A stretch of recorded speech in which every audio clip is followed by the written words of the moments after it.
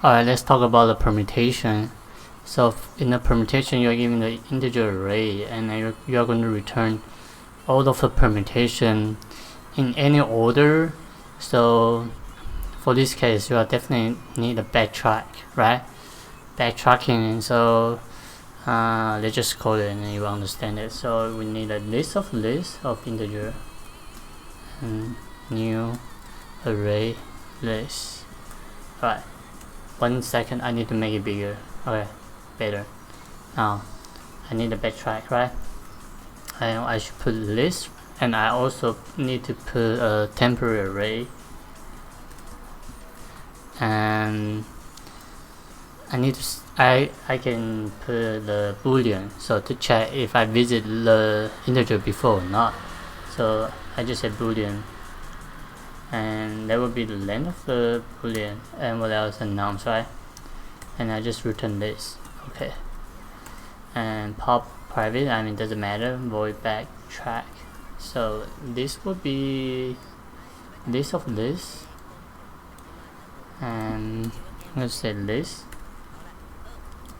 and I'm going to say list of integer, and I'm going to code temp, and boolean array, I'm going to code visit, and in the array nums. So 1 sec. So I'm going to put, okay, I'm going to write like this.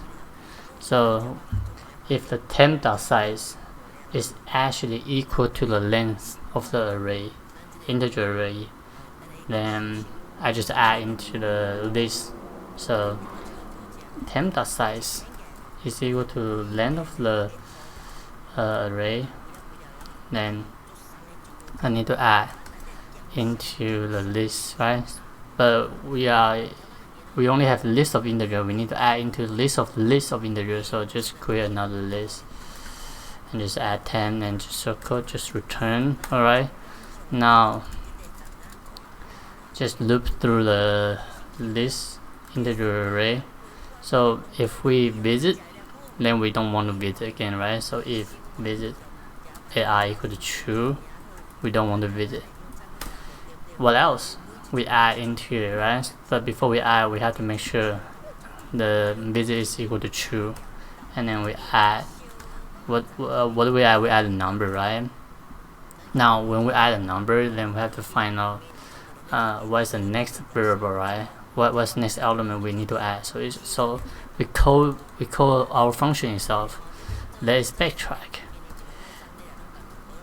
nums, and then we have to see if any possible way that could be add into the temp, right? So we already tried this. We have to give a chance to all this number, right? So I need to make the I equal to false, and I need to remove the nums in the array, so size -1, so the last one. So I have to give another integer a chance, right? 1, 2, 3, right? I need to give 3 a chance to be the second place. So 1, 3, and then you will loop to see which number is used, which number it didn't use. If it didn't use, I just add. Okay, let's just see, and hopefully I don't have error. Okay.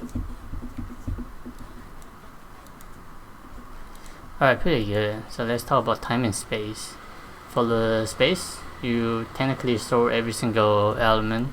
So the permutation for this is you have 3 integer, right? So the possible for the size will be 3 times plus another 3 plus another 3 plus another 3. How many is 3? So it's 6 of it, right?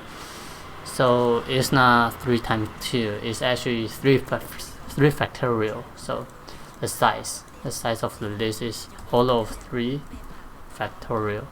So if it's 2 times 1 is 1.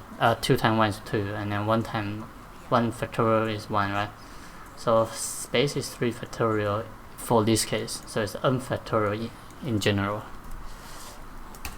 Now let's talk about the time. Time is harder. Okay, no matter what, you have all of them, right? Just start from the beginning. Now you keep looping based on this, like you call yourself, and I would say you code yourself, you will have at least n minus 1 because you already set 1 equal to true, right?